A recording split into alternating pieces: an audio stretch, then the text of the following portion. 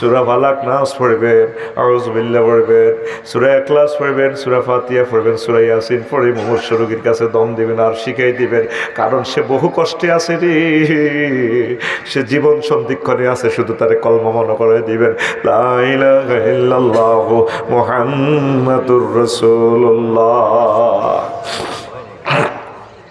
আগে হাতের মধ্যে দাম চুরি হইতো, ঠিক নেই? অন সোরারে যদি গলার ভিতরে হতে হতাইতেন, তুই আমাকে দান চুরি কর, টাক কাড়াই দিছি নিবনি, তোমার না গলাইছি না, এত কষ্ট করে চুরি করতাম, গাঁজা খাইতে খাইতে শরীর তো বল নাই দাবে।